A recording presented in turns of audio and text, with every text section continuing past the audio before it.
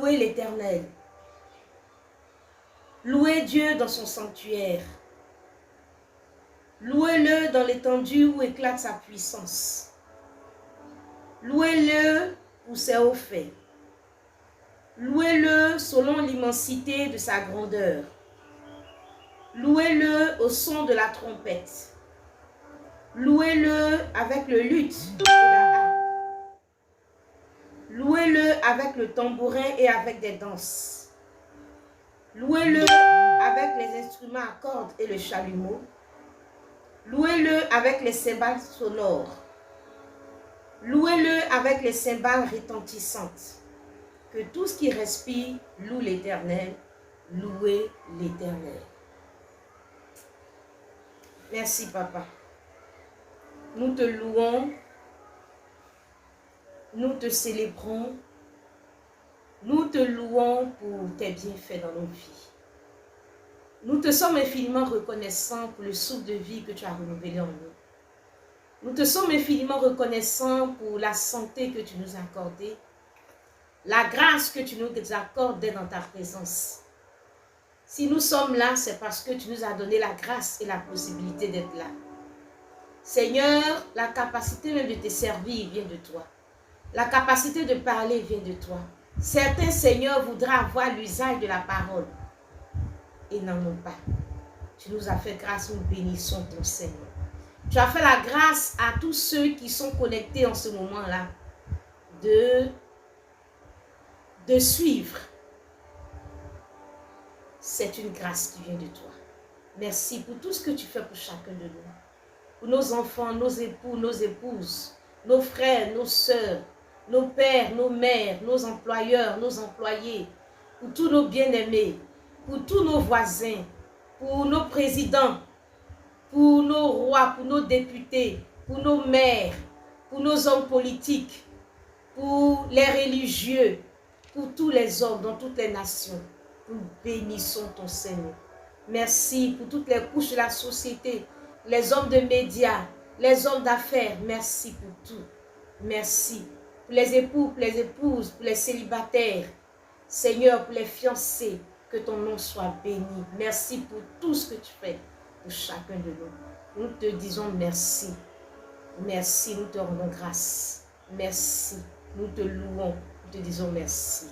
À toi la gloire, à toi le règne, à toi la puissance, à toi la majesté, au nom puissant de Jésus. Amen. Famille royale, je vous salue dans le précieux, glorieux, merveilleux nom de notre Seigneur Jésus. Famille royale, soyez bénis. Je salue tous les bien-aimés frères et sœurs dans le Seigneur.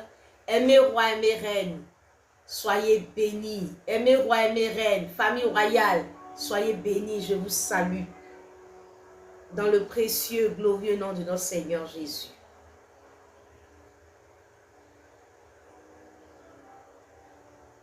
Gloire et honneur soient rendus à notre Dieu. Nous allons lire les Saintes Écritures dans le livre d'Esther.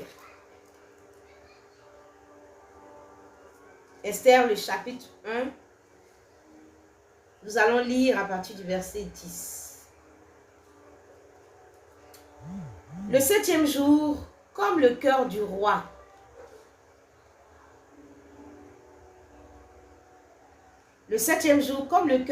était réjoui par le vin, il ordonna à Meuma, Bista, Arbona, Bita, Abata, Zétar et Carcasse, les 7 eunuques qui servaient devant le roi Cyrus, d'amener en sa présence la reine Vasti avec la couronne royale pour montrer sa beauté au peuple et aux grands, car elle était belle de figure.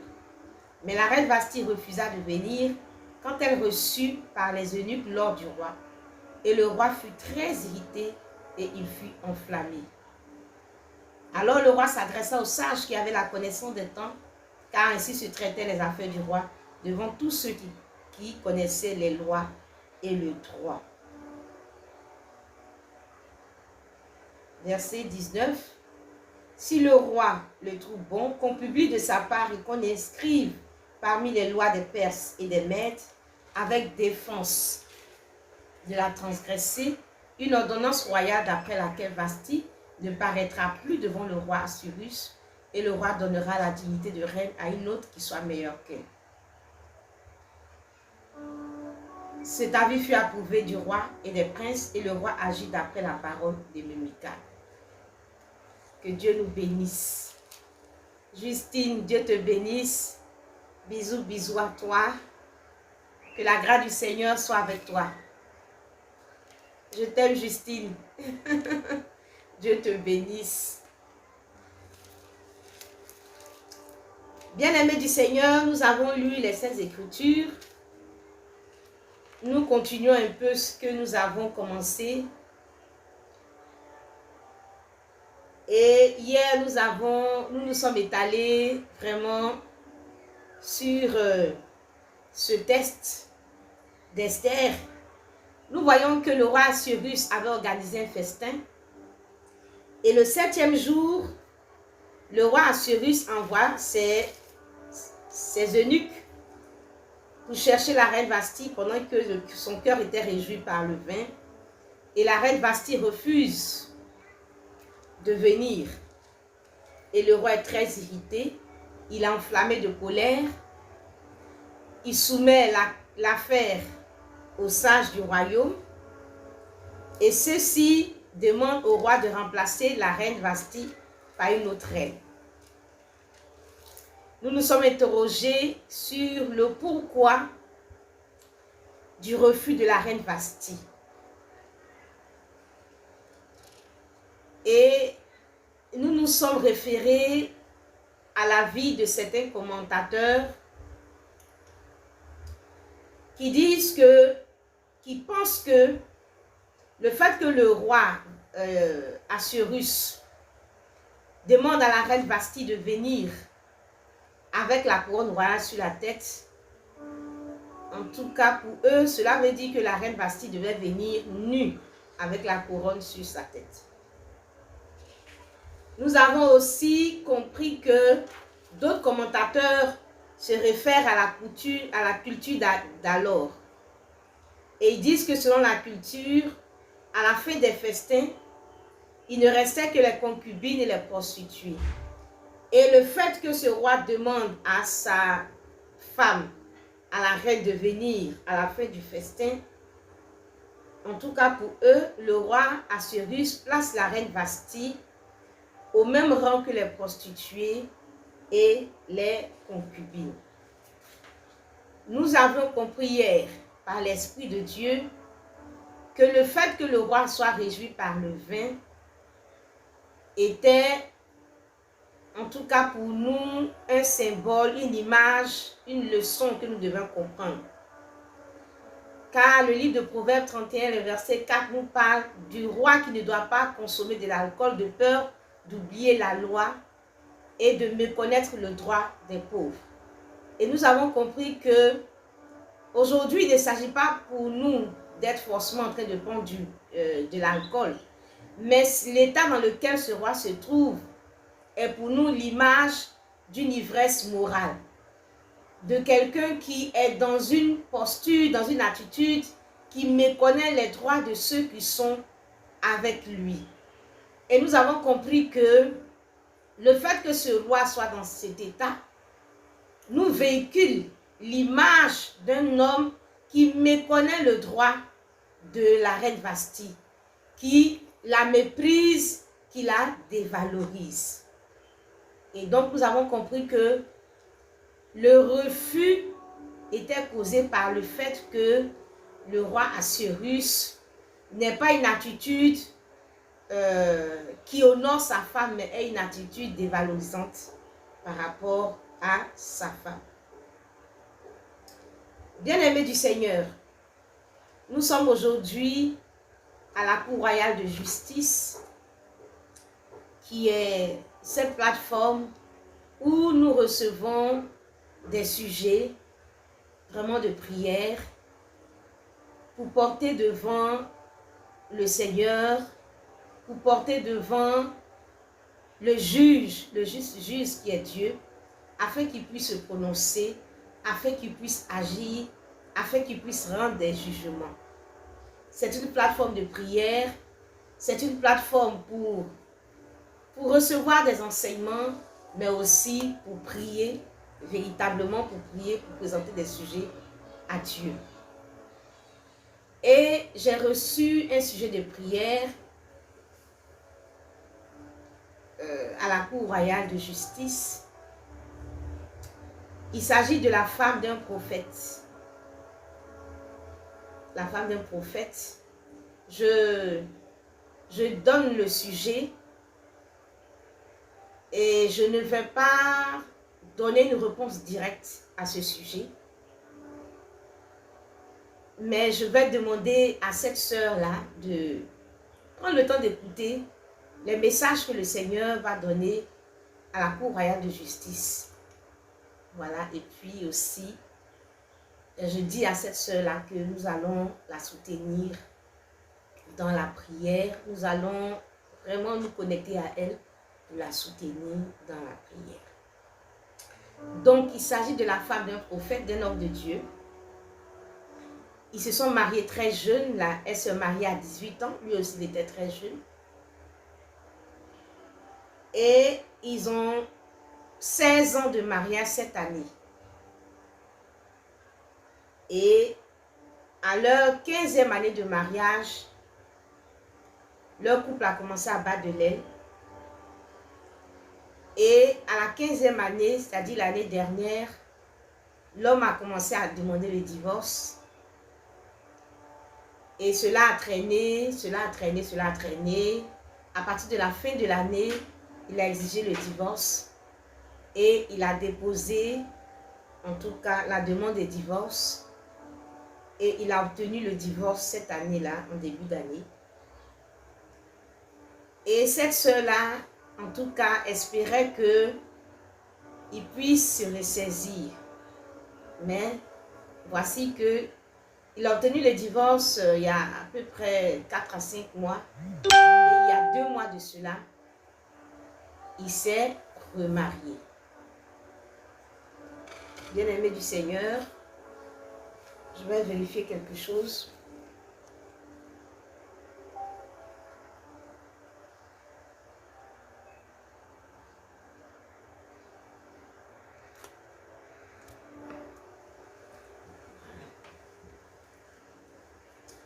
Donc, je disais qu'il y a 2 mois de cela qui s'est remarié. Et donc, la sœur est un peu déboussolée. Elle est vraiment dans la tristesse parce qu'elle n'a pas voulu ce divorce. Il lui a forcé la main. À un moment donné, elle n'avait pas le choix. Il a tout fait, il a obtenu le divorce. Elle espérait qu'il se ressaisisse. Et il ne s'est pas ressaisi. Après 15 ans de mariage, cette 16e année, il devait faire la 16e année de mariage, il a divorcé et elle se retrouve avec les enfants dans une situation vraiment difficile. Elle est déboussolée et elle a envoyé son sujet à la Cour royale de justice.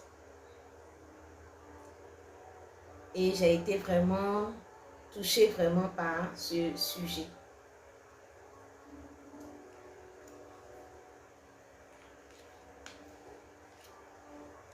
Bien-aimé du Seigneur,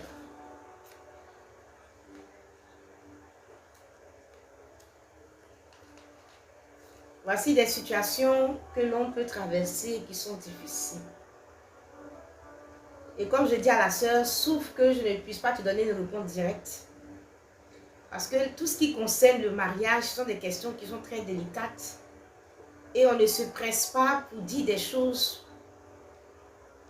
Il faut vraiment prendre le temps de creuser, d'aller en eau profonde. Et avec la sœur, nous irons en eau profonde pour, en tout cas, pour son accompagnement. Que Dieu le Seigneur vraiment la fortifie. Que le Seigneur la fortifie. Je veux seulement aujourd'hui encore dénoncer un certain nombre de choses. Je veux dire aujourd'hui que nous connaissons la dictature conjugale. Chaque foyer est comme un royaume, où il y a un roi, où il y a une reine, où il y a une première dame. Chaque foyer est comme un royaume. Nous voyons le royaume d'Assyrus. Et je peux dire que chaque foyer est comme un royaume où il y a un roi, il y a une reine, une première dame. Je veux dire aujourd'hui, aimez roi, aimez reine, aux bien-aimés qui sont vraiment connectés, que dans les nations, on crie contre la dictature dans les nations. On crie partout, on se lève contre la dictature dans les nations. On n'est pas d'accord, on se plaint et on se bat contre la dictature dans nos nations. Mais on oublie que dans nos foyers, il y a la même dictature. Pendant qu'on crie qu'on ne veut pas la dictature dans nos nations et qu'on est remonté contre la dictature, nous faisons la dictature dans nos foyers. Bien-aimés, je ne sais pas aujourd'hui si Dieu regrette d'avoir fait le mariage ou si Dieu regrette d'avoir établi l'homme comme étant le chef de la famille. Bien-aimé, je dis, je suis venu dénoncer la dictature.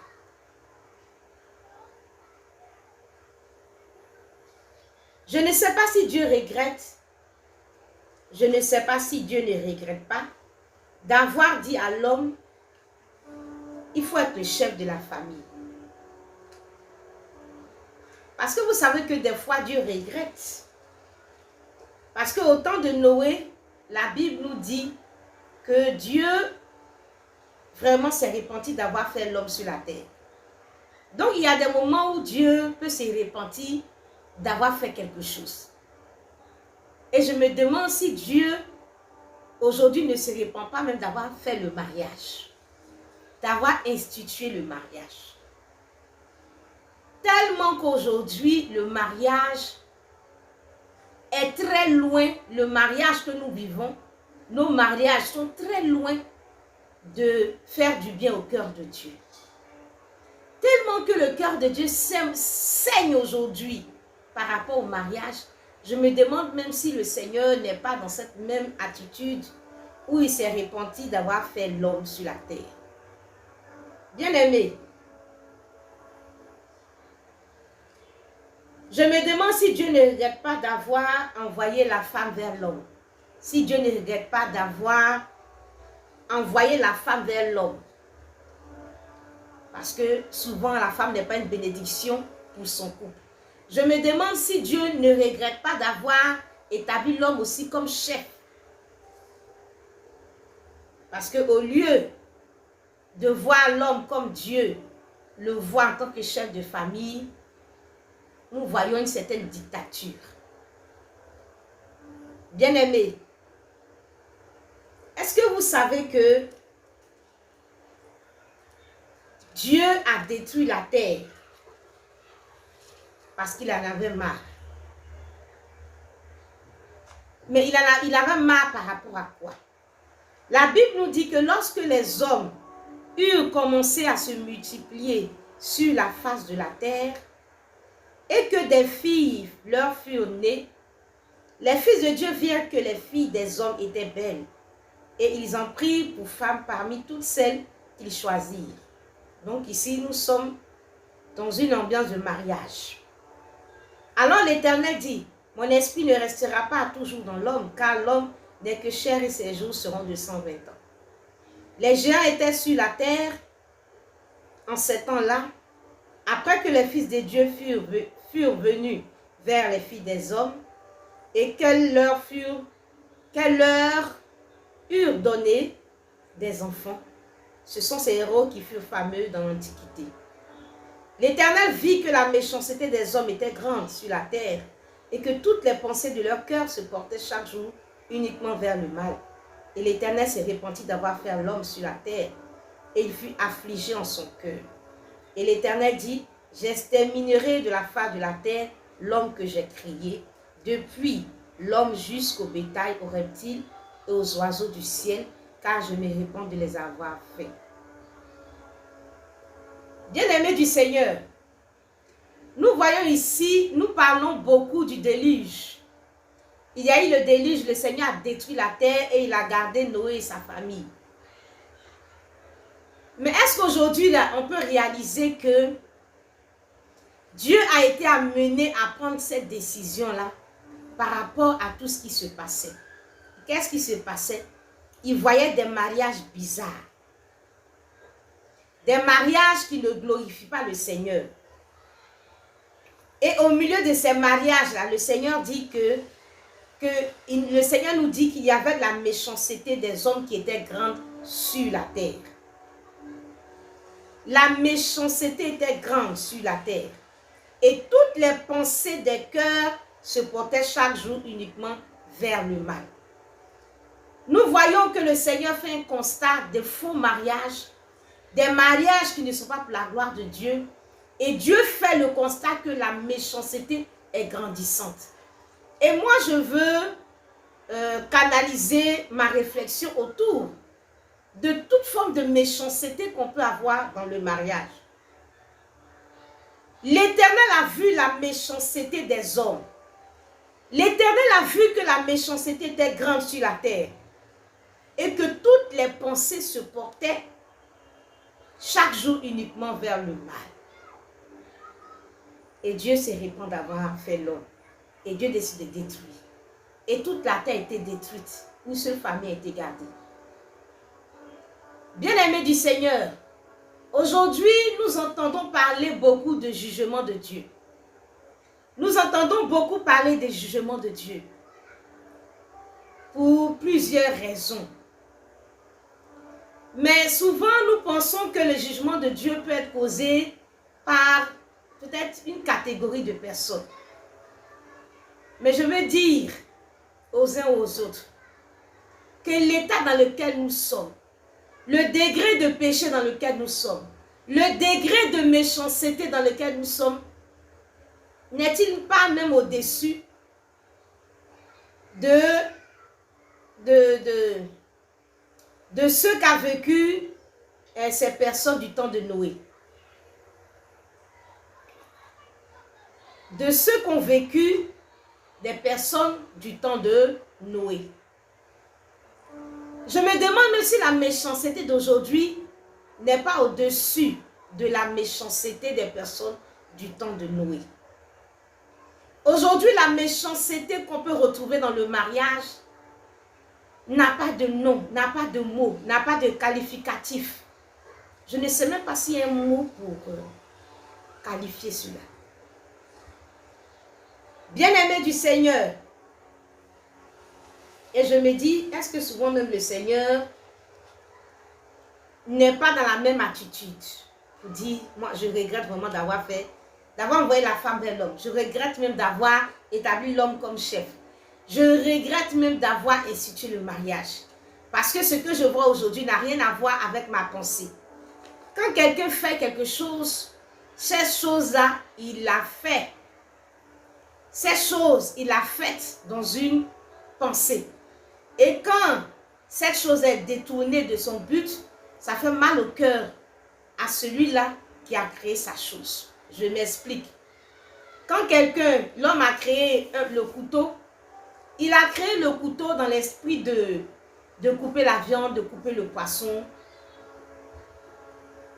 Et quand il a regardé à son couteau, il était tellement content. Il s'est dit, waouh, enfin, je vais faciliter la tâche aux hommes.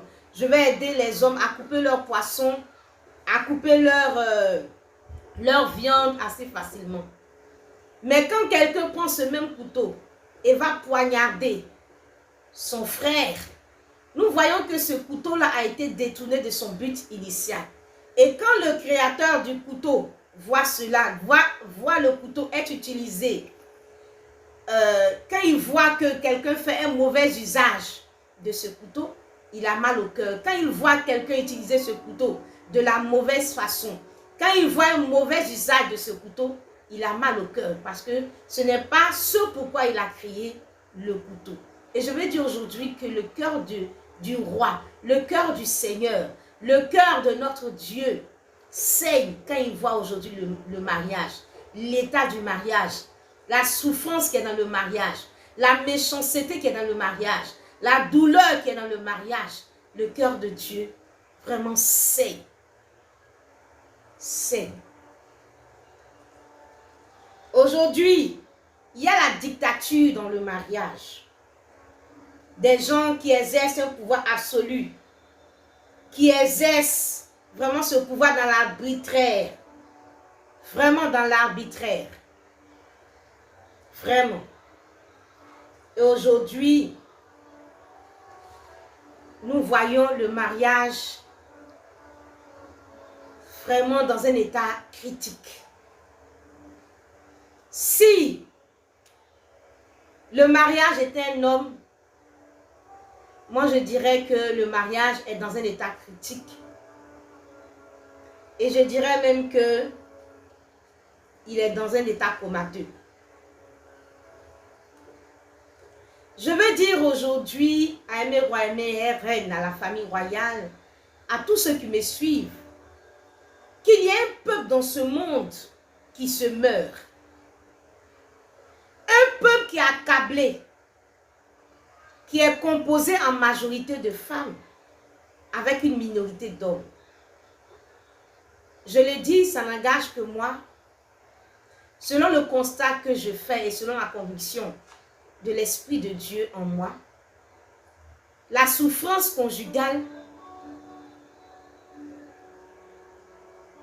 vraiment est vécue en majorité par les femmes. Mais il faut aussi reconnaître qu'il y a une minorité aussi d'hommes qui souffrent aussi.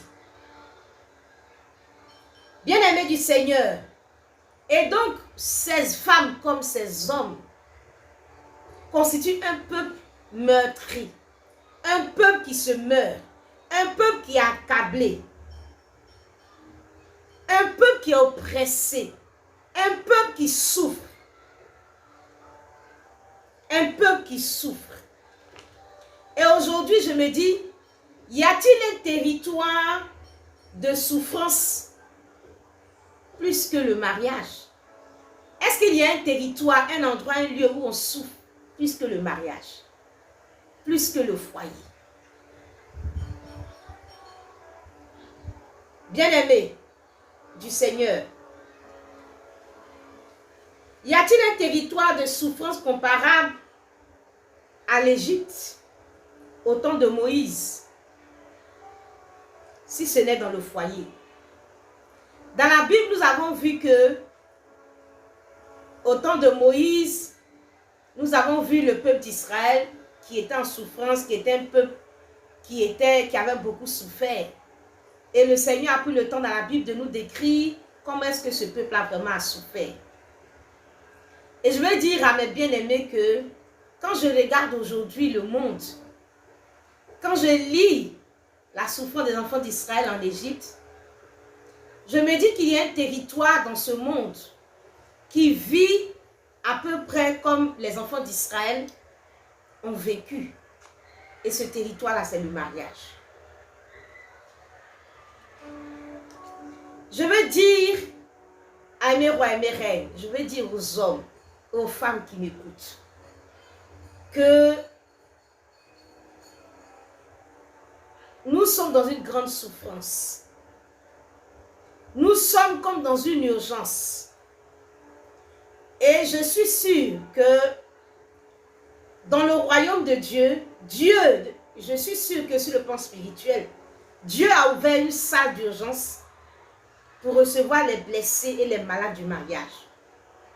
Parce qu'il y en a tellement. Je vois le monde aujourd'hui comme la piscine de Bethesda. Je vois aujourd'hui le monde comme les malades qui sont autour de la piscine de Bethesda. Et quelle est la cause de ces maladies et de ces blessures? C'est le mariage. Le monde est blessé par le mariage. Une bonne partie du monde souffre dans le mariage. Toutes sortes de souffrances autour de cette eau qui est le Seigneur. Et je suis sûre que sur le plan spirituel, le Seigneur a ouvert une salle d'urgence pour recevoir les blessés et les malades du mariage. Parce qu'il y a trop de gémissements. Il y a trop de souffrances. Trop de gémissements, trop de souffrances. Trop de gémissements et trop de souffrances liées au mariage.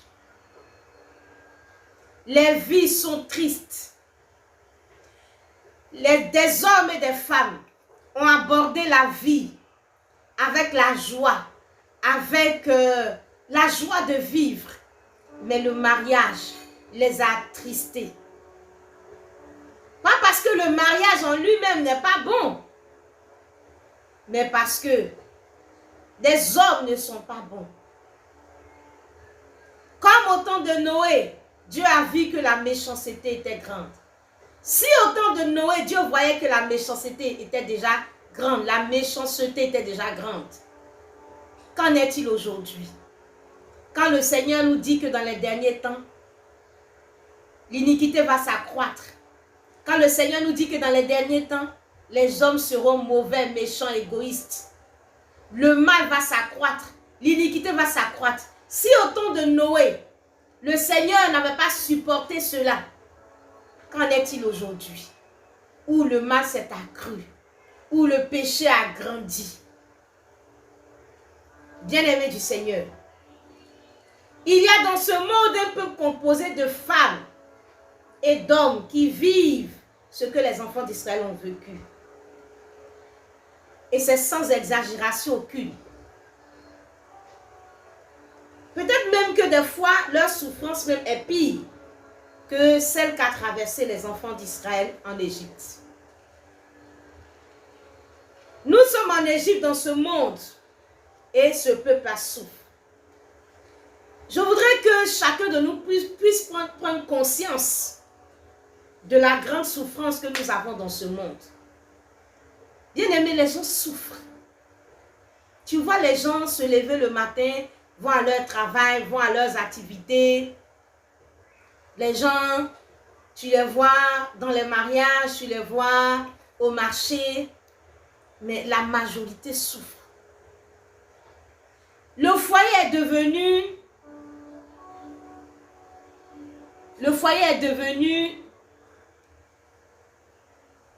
vraiment un lieu de grande souffrance, un lieu de torture.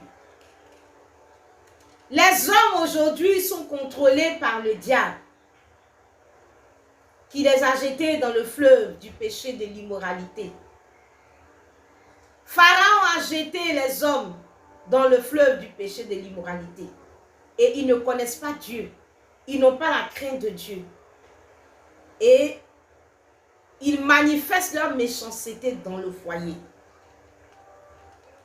Bien-aimés, les hommes petite H, la jante masculine, ils sont établis comme chefs par Dieu dans le foyer. Mais ils sont comme des chefs de corvée. Ils accablent la femme de travaux pénibles. Ils accablent la femme de travaux pénibles. Et la femme doit bâtir des maisons et des vies dans la douleur. La Bible nous dit que la femme doit bâtir sa maison. Mais comme elle bâtit avec un chef de corvée qui l'accable de travaux. Et elle bâtit dans la douleur. Bien aimé, les femmes souffrent. Les femmes souffrent.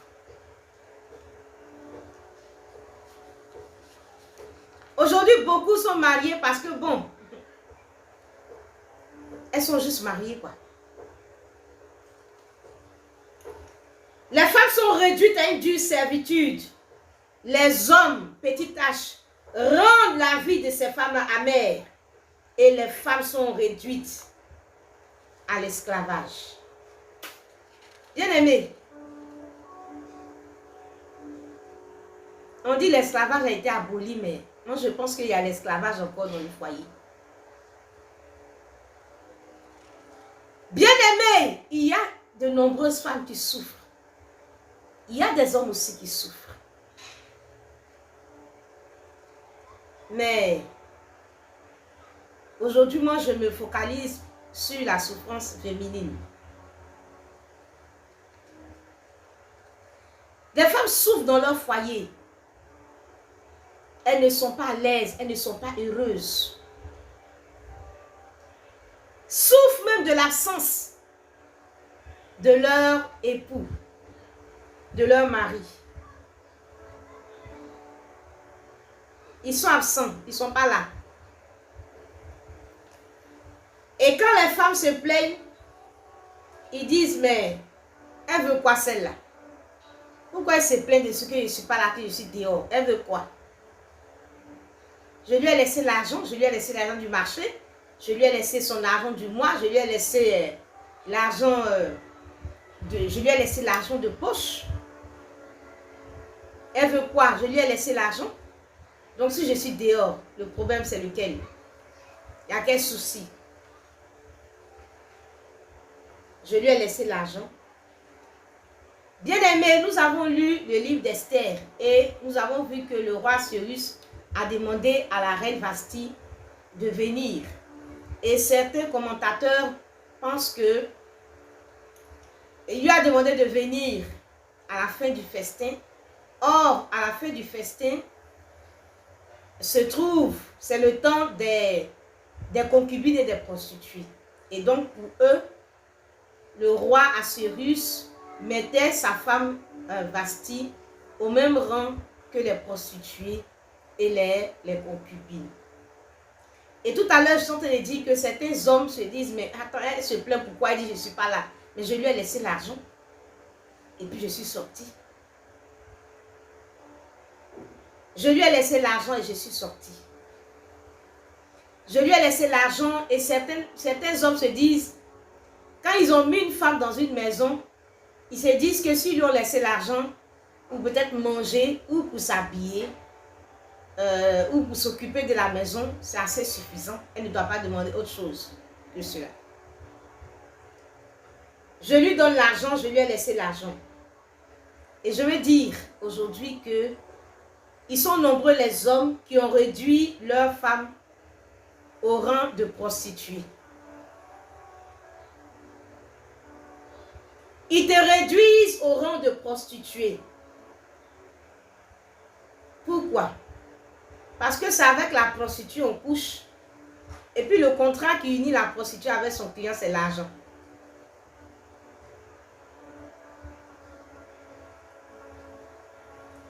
Parce qu'aujourd'hui, ce que l'homme fait, il a couché avec toi, il a fini de coucher avec toi, il t'a laissé l'argent comme le salaire d'une prostituée. Il t'a laissé l'argent du mois, il t'a laissé. Et puis bon, je crois qu'il n'y a plus rien entre vous que ça. Ils te réduisent à une prostituée avec qui on couche et qui doit se satisfaire de son salaire. Et donc, si on te donne l'argent, il ne faut pas encore demander plus que cela. Bien aimé, je veux dire aujourd'hui à un homme qui écoute cette vidéo, est-ce que je t'ai dit que je suis une prostituée? Est-ce que sa femme lui a dit qu'elle est une prostituée? Parce que c'est avec la prostituée qu'on n'a pas besoin d'amour. C'est avec la prostituée qu'on n'a pas besoin d'amour. La prostituée, tu n'as pas besoin de l'aimer. Elle aussi, elle n'a pas besoin de t'aimer. Le contrat qui est entre vous, c'est la libido et l'argent. Tu couches avec elle, tu lui donnes son argent. On n'a pas besoin d'amour. On n'a pas besoin d'affection. On n'a pas besoin de tendresse.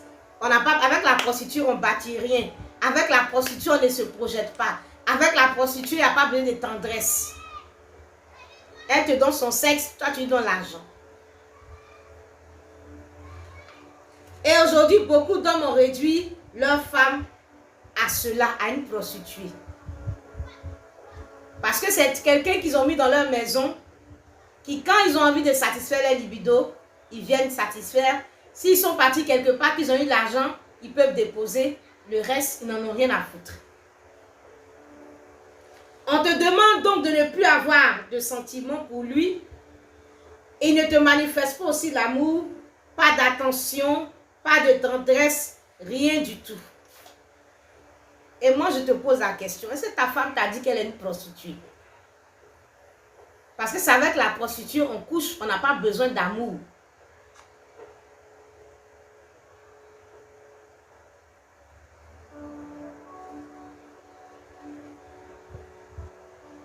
Est-ce que je t'ai dit que j'étais une prostituée?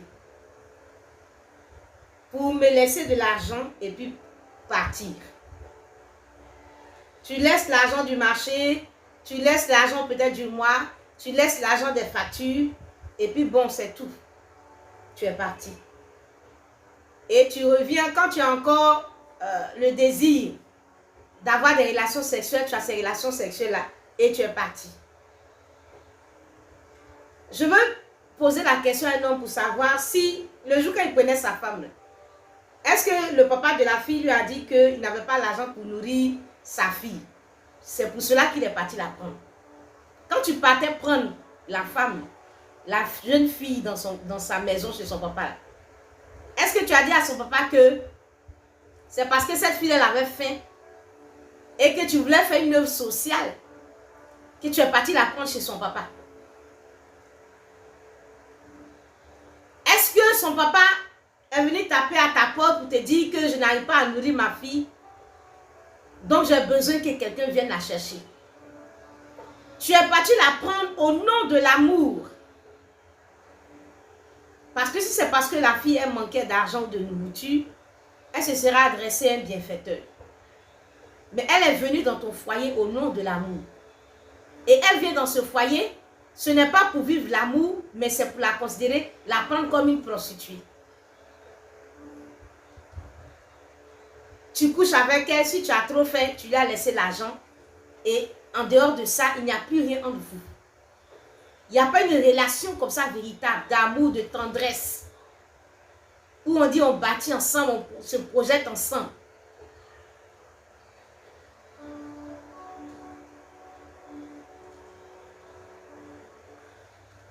Est-ce qu'on t'a dit que la fille manquait d'argent? Et puis toi, tu es venu à son secours. Sinon, si c'est l'argent est dehors, tout le monde peut chercher l'argent. Si c'était pour un besoin d'argent, la femme n'aurait pas eu besoin d'être dans un foyer. Parce que dehors, il y a l'argent et elle peut être dehors. Elle n'est pas dans ton foyer pour de l'argent. Elle est dans ton foyer pour donner de l'amour, pour recevoir aussi de l'amour de toi. Tu la prends, tu la déposes. Et pour toi, si à la fin du mois, tu as déposé l'argent pour les besoins, c'est assez suffisant. Et elle est dans la maison, je ne sais pas à quoi elle sert dans cette maison.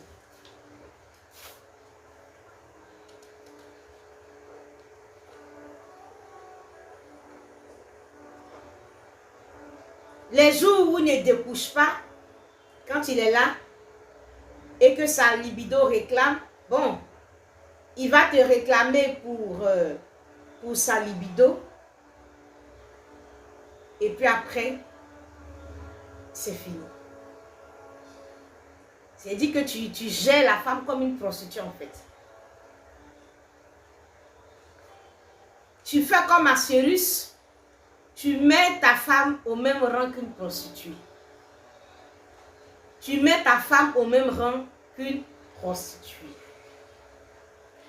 Il y en a même qui sont encore plus méchants parce que eux-mêmes, d'autres même là sont plus méchants avec leurs prostituées parce que ils ne veulent même pas payer.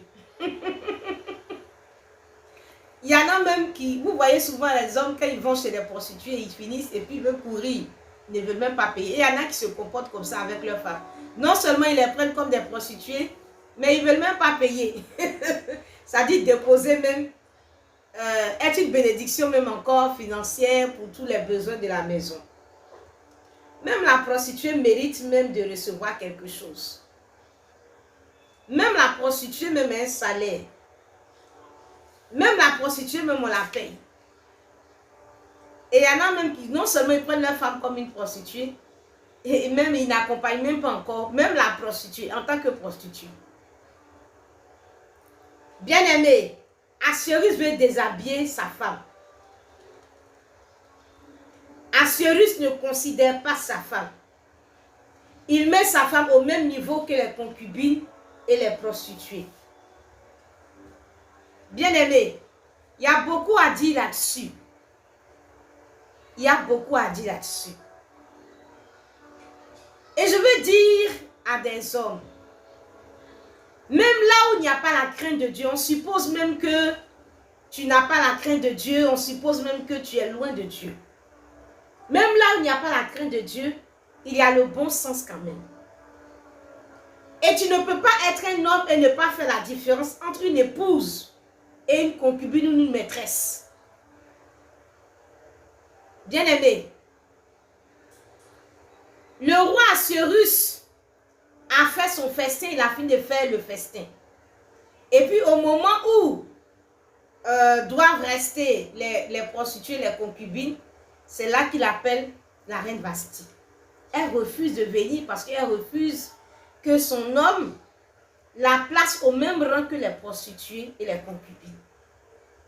Et je vais dire aujourd'hui, il y a des hommes aujourd'hui qui sont mariés mais qui ne donnent pas à l'épouse la place d'épouse. Et qui mettent leur épouse au même rang qu'une copine, qu'une maîtresse. Bien-aimé du Seigneur.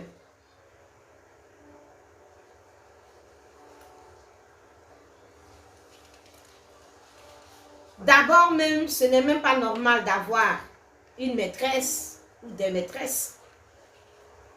Mais encore même là où il y a des Assuérus même qui ont des maîtresses, le bon sens aurait voulu que tu fasses la différence entre une épouse et une maîtresse. Mais aujourd'hui, les gens sont tellement ancrés dans la méchanceté, dans la légèreté dans le mariage que ils ne considèrent même pas leur femme.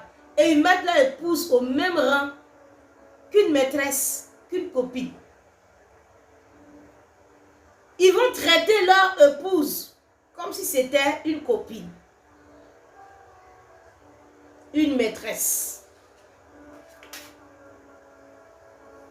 Ils n'ont pas de considération pour leur épouse et ils la traitent comme si c'était une maîtresse. Ce sont des hommes qui peuvent même, c'est dit que avoir leur épouse là et puis ils vont prendre une maîtresse et puis bon, ils ne vont même pas considérer la présence de leur épouse. Ils n'auront même pas un traitement différent de l'épouse par rapport à la maîtresse, mais ils vont faire asseoir dans leur vie la maîtresse au même rang que l'épouse. Souvent même, il y en a même là qui élèvent même leur maîtresse par rapport à leurs épouses. Déjà même qu'il n'est pas normal qu'un homme marié ait une maîtresse. Mais en plus de ça, il va encore à l'eau profonde. Et il met sa femme au même niveau que la maîtresse.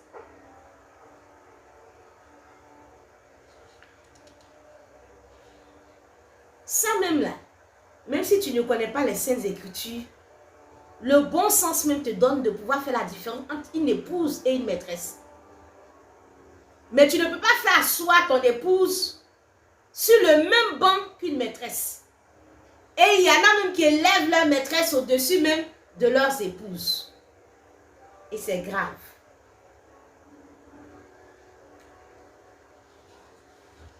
Bien-aimés, je vous ai dit hier que la reine Vasti a refusé de participer à son déshonneur. Et le roi Assuérus s'est enflammé de colère. Et il dit que la reine Vasti ne va plus paraître devant lui. Pendant que lui, il avait une attitude anormale, un comportement anormal. Il voulait faire asseoir son épouse au même rang que la maîtresse. Elle refuse. Et lui, il se met en colère et il décide que cette femme-là ne paraisse plus devant lui. Et il décide de prendre une autre femme. Bien-aimé du Seigneur, je veux encore dire à un homme que quand tu laisses la reine Vasti, Dieu la prend. Quand tu laisses, Dieu prend. Quand tu laisses la reine Vasti, Dieu la prend. Et nous avons vu hier que la disparition de la reine Vasti a occasionné l'apparition de la reine Esther. Et nous avons compris que dans notre contexte, que cela peut être une même femme qui est passée du stade de Vasti au stade d'Esther, qui est une étoile. Et hier, nous avons compris que quand tu es méprisé, tu es à l'image de la reine Vasti, quand tu es piétiné, et quand même l'homme te rejette et que tu ne parais plus devant lui, alors Dieu te prend, il te façonne et te rend étoile, Esther. Et je dis aujourd'hui encore à une femme que, je dis aussi à un homme que, quand tu laisses, Dieu prend. Je dis à une femme que quand un homme te laisse, Dieu te prend. Je dis à une femme, je dis à un homme que quand tu laisses, Dieu prend. Pourquoi Dieu prend? Pourquoi Dieu prend? Pourquoi Dieu doit prendre? Pourquoi Dieu ne peut pas abandonner une femme qui est rejetée? Pourquoi Dieu ne peut pas abandonner? Ça ne peut même pas être logique que Dieu abandonne une femme abandonnée. Parce que la Bible nous dit que dans le jardin d'Éden, l'Éternel a vu qu'il n'était pas bon qu'Adam soit seul. Et l'Éternel a formé une femme et il l'a envoyée. Donc nous voyons que Dieu, c'est Dieu qui envoie la femme vers l'homme. La femme est un don de Dieu. La femme est un cadeau de Dieu pour l'homme. La femme est sortie du sein de Dieu pour venir vers l'homme. C'est Dieu lui-même qui prend la femme et qui l'envoie vers l'homme. C'est un cadeau, non? Maintenant, si l'homme qui a reçu le cadeau, il n'en veut pas, qu'il la chiffonne, qu'il ne veut pas, qu'il la jette, c'est tout à fait normal que celui-là qui a donné le cadeau, celui de qui cette femme-là vient, c'est normal que celui-ci puisse récupérer sa chose. La femme est la chose de Dieu. La femme est le cadeau de Dieu. La femme est le don de Dieu. Si celui qui doit recevoir le don, il n'en veut pas, mais Dieu prend sa responsabilité et récupère ce que lui, il a envoyé. Donc, homme, quand tu laisses, Dieu prend. Quand tu laisses, Dieu prend. Et je dis à une femme de ne pas être déboussolée. Parce que quand un homme te laisse, pendant que toi, tu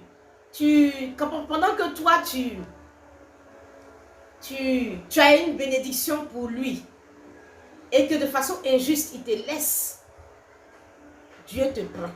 Dieu ne peut pas te laisser, ne peut pas t'abandonner. Ce n'est pas possible. Il te récupère, il te prend. Parce que c'est Dieu qui l'a envoyé vers Adam. Elle va partir où? Elle retourne à son père. Tu laisses, Dieu reprend sa chose. Et je veux dire vraiment aux hommes, attention, parce que quand un peuple souffre, quand Dieu s'en mêle, ce n'est pas bon pour celui qui a été injuste. Et je veux dire aujourd'hui aux femmes que Dieu est sensible à la souffrance conjugale. Je veux dire aujourd'hui aux hommes et aux femmes Est-ce que Dieu a légiféré sur le mariage? Est-ce qu'aujourd'hui, là, le foyer est une zone de non-droit? C'est-à-dire, c'est un endroit où tu fais ce que tu veux et puis il n'y a rien. Est-ce qu'il y a des règles? Est-ce qu'il y a des lois qui régissent le mariage? Est-ce que dans le mariage, on doit faire ce qu'on veut et puis il n'y a rien? Est-ce qu'aujourd'hui, dans le mariage, on peut faire tout ce qu'on veut en toute impunité? Est-ce qu'aujourd'hui, tu peux maltraiter une femme, tu peux maltraiter un homme, tu peux maltraiter une femme et puis il n'y a rien? Et puis il n'y a rien. Bien-aimé du Seigneur, est-ce que le mariage est une zone de non-droit? Un endroit où on peut faire tout ce qu'on veut et puis il n'y a rien. Bien-aimé, aujourd'hui, il y a des femmes qui sont dans des situations de terreur, comme les enfants d'Israël sous la domination de Pharaon. Il y a des femmes qui ont peur de leur mari. On est où? C'est quoi ce truc? C'est quoi ce truc?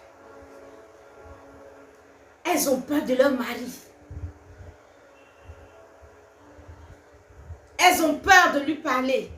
Elles ne peuvent pas lui parler. Elles sont terrorisées. Elles sont terrorisées. On peut vivre ça. Oh, on peut vivre ça. Il y avait une amie de ma mère que je connaissais qui avait tellement peur de son mari. Peur de son mari. Pendant que son mari est au boulot, elle peut rire avec les voisins, elle peut rire avec les membres de sa famille. Elle rit avec tout le monde. Mais dès qu'il est l'heure pour que son mari entre, bien-aimé du Seigneur, on ne la voit plus. Elle se terre dans la maison. On dit un rat. Et je peux dire c'est un rat de foyer. Elle se cache dans son terrier. Et lui, quand il vient, c'est à peine s'il lui dit bonjour. Je n'ai jamais vu cet homme-là même saluer son épouse. Il ne lui parle même pas, il ne lui adresse pas la parole. Il rentre, il ne la salue pas. Il va dans la chambre, en tout cas, il fait ce qu'il a à faire. Il vient, là, le repas est sur la table, il mange. C'est à peine s'il lui adresse la parole. Mais ce qui m'étonne, c'est que malgré tout ça, il fait des enfants. Mais c'est contradictoire. Mais c'est impensable. Mais c'est incroyable.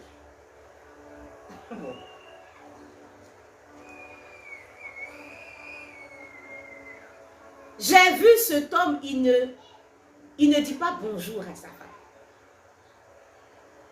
Mais elle fait des enfants et puis ce sont ses enfants.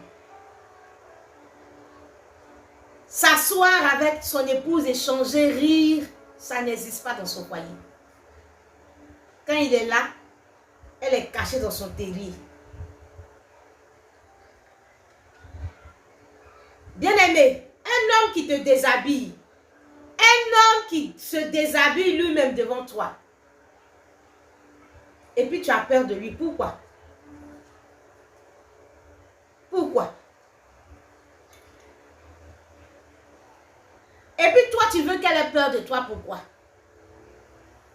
Toi, tu veux qu'elle ait peur de toi, pourquoi? Tu es un homme, tu n'es pas Dieu.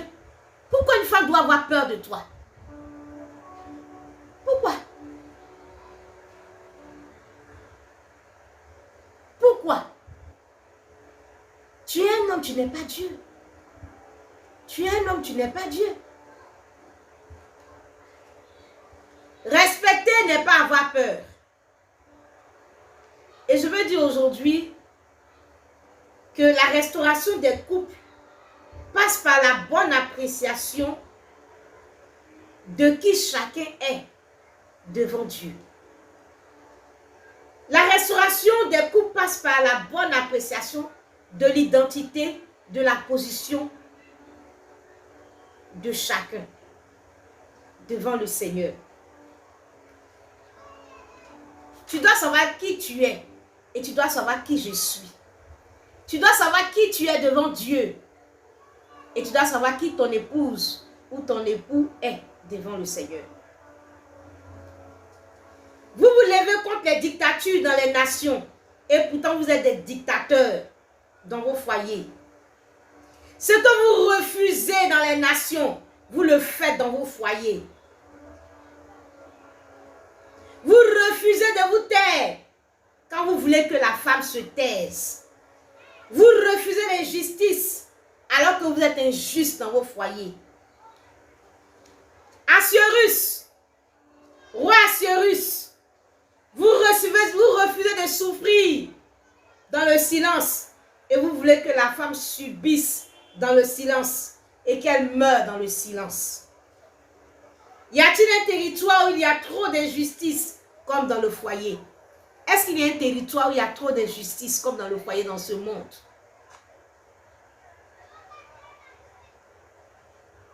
Vous dites non à la dictature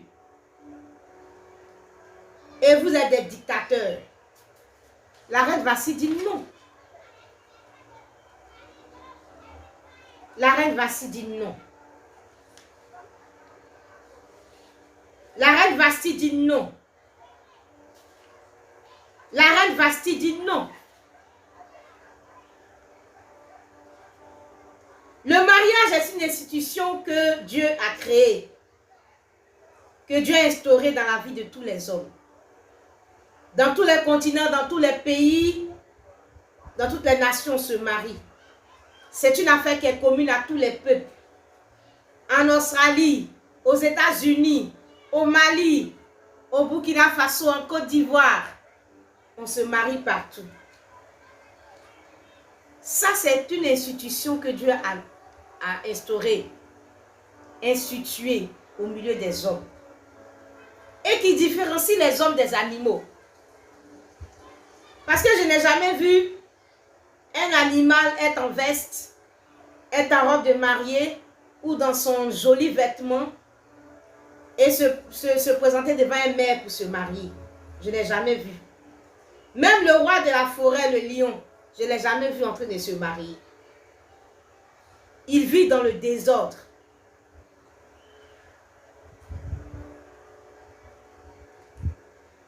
Et tous les jours, les gens se marient, à la différence des animaux. Voir les gens aller dans les boutiques, faire les fêtes, et on invite la famille, tout le monde est là. Et c'est beau. Et le mariage a été institué par Dieu, et c'est beau.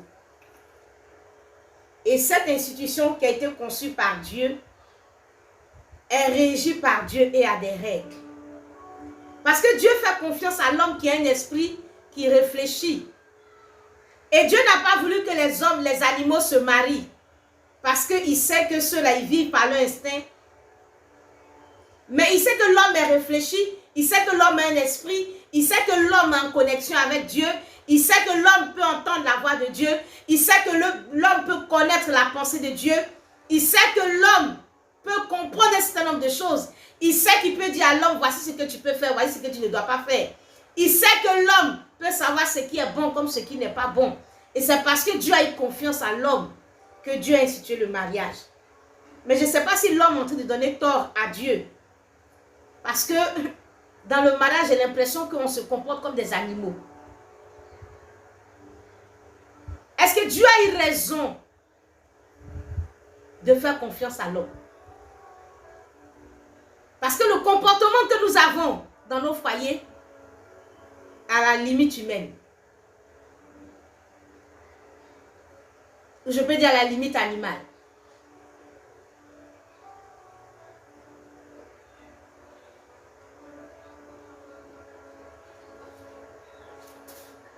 Bien-aimé du Seigneur, aujourd'hui je me dis, est-ce que la femme mariée a des droits devant le Seigneur? Est-ce qu'elle a des droits?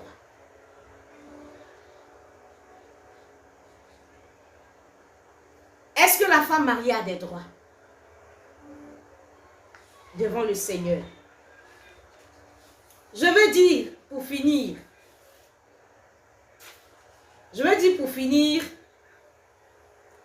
à mes bien-aimés, est-ce qu'on peut frapper l'enfant de quelqu'un cadeau? Est-ce que on peut venir quelque part? Toi, tu es un papa. Et puis quelqu'un il rentre dans la maison, il frappe ton enfant. Et puis voilà, tu es assis, tu ris, tu dis rien, tu n'as rien à dire, tu ne ressens rien. Ah, la sœur Justine dit non. Elle dit non, c'est pas possible. Ou si tu as laissé ton enfant chez un tuteur, tu arrives, tu vas visiter ta fille, et puis ta fille est blessée partout. Elle est blessée partout. Tu n'auras pas un regard sur cette fille-là. Et tu ne vas pas poser des questions à ce tuteur-là pour dire, mais moi je t'ai envoyé la fille dans un état. Pourquoi cette fille-là se retrouve dans cet état? Est-ce qu'on peut frapper l'enfant de quelqu'un cadeau? Le Seigneur dit ceci. Le Seigneur dit ceci en Matthieu, je crois, de chapitre 7, à partir du verset 9. Dieu dit ceci en Matthieu 7, à partir du verset 9. Lequel de vous donnera une pierre à son fils s'il lui demande du pain? Ou s'il demande un poisson, lui donnera-t-il un serpent? Si donc méchant comme vous l'êtes, vous savez donner de bonnes choses à vos enfants, à combien plus forte raison votre Père qui est dans les cieux donnera-t-il de bonnes choses à ceux qui les lui demandent? Tout ce que vous voulez que les hommes fassent pour vous, faites-le de même pour eux, car c'est la loi et les prophètes. Je veux dire simplement à travers ce passage que le Seigneur dit, nous les hommes, là, nous sommes méchants. Mais regarde qu'on donne le meilleur à nos enfants. Regarde comment on peut aimer nos enfants. Regarde comment on peut avoir une bonne attitude vis-à-vis de nos enfants. Il dit, nous les hommes, nous sommes méchants et nous pouvons donner le meilleur à nos enfants. Donc, le Seigneur dit, à combien plus forte raison votre Père qui est dans les cieux? Donc, si toi, ta fille, on ne veut pas la frapper et puis tu vas être indifférent, à combien plus forte raison Dieu qui est amour et qui nous aime, à combien plus forte raison notre Dieu sera-t-il vraiment, aura-t-il le cœur vraiment en mauvais état quand il va voir sa fille qu'on maltraite? Si nous les hommes qui sommes méchants, on ne peut pas supporter voir nos enfants être maltraités, être torturés, pensez-vous que c'est Dieu qui sera content de voir une femme qu'il a créée pour envoyer vers un homme? C'est ce Dieu-là qui sera content de voir cette femme à maltraiter et être en accord avec cet homme-là qui maltraite la femme. Ce n'est pas possible. Et je veux dire, pour finir, que Dieu n'est pas indifférent à la souffrance conjugale. Dieu n'est pas indifférent et Dieu entend le cri de douleur de toutes ces personnes qui gémissent dans le foyer. Et je veux dire à tous ceux qui causent des souffrances dans le foyer, que la voix de Dieu se fait entendre. Comme Dieu a parlé pour les enfants d'Israël, il dit, j'ai vu la souffrance, j'ai entendu la douleur, j'ai entendu les gémissements, j'ai vu la souffrance de mon peuple et je viens pour délivrer. Et comme il a fait contre Pharaon avec les enfants d'Israël, il s'est levé, il a agi par de grands jugements. Par de grands jugements. Et je dis à nos bien-aimés que le foyer là n'échappe pas à la justice divine. Faisons attention. Le foyer n'échappe pas à la justice divine. Ne croyez pas que tout ce que vous le faites en toute impunité. Le regard de Dieu. Dieu ne peut pas envoyer une femme dans un foyer et puis Dieu va se déconnecter de ce foyer-là. Et puis bon, Dieu ne voit plus rien. Il n'y a plus rien à dire. L'homme peut faire ce qu'il veut. Il peut écraser la femme. La femme aussi peut faire du mal à l'homme. Et puis bon, Dieu ne voit plus rien. Mais il serait un peu irresponsable. Les yeux de Dieu sont sur nos foyers. Les yeux de Dieu sont sur nos foyers. Et la voix de Dieu se fait entendre. comme la voix de Dieu s'est fait entendre. C'est Dieu qui a envoyé Israël en Égypte. Joseph a dit devant ses frères que c'est Dieu qui m'a envoyé en Égypte. C'est Dieu qui a permis que Jacob et ses enfants puissent aller en Égypte. Quand Dieu a envoyé Israël en Égypte, c'était pour qu'Israël soit heureux. Il y avait la famine de l'autre côté. À Canaan, il y avait la famine. Et Dieu a envoyé Israël en Égypte pour que Israël puisse manger, pour que Israël puisse connaître la paix, pour que Israël puisse connaître la joie. Ce n'était pas pour qu'Israël soit maltraité. C'est pourquoi quand Israël a commencé à être maltraité, Dieu a dit, j'ai entendu les cris que nous font pousser les oppresseurs. Et je veux dire que Dieu entend les cris et les gémissements qui proviennent des foyers. Et Dieu n'est pas indifférent à cela. Que chaque homme, que chaque femme réalise que le foyer n'est pas une zone de non-droit. Que chaque homme et que chaque femme réalise que le foyer n'est pas une zone de non-droit. On n'est pas libre de faire ce qu'on veut. Parce que le regard de Dieu est sur le foyer. Et Dieu s'est levé contre Pharaon par de grands jugements. Les yeux de Dieu sont sur nos foyers. Que Dieu nous bénisse. Et que la grâce du Seigneur soit avec nous. Soyez bénis. Je vous embrasse. Je vous aime, famille royale. Je vous aime. Déborah Accro, la sœur Amélie Abigail, la servante de Dieu Genèse Lima, Jessine Kwasi. Bisous, bisous. Que Dieu nous bénisse. Que la grâce du Seigneur soit avec nous. Bisous. Je vous aime, Chantronésime. Je vous aime. Je vous embrasse très fort. Soyez bénis. À Jésus la gloire. À Jésus l'honneur. À Jésus la louange. Bisous à vous. Au revoir. Que Dieu vous bénisse.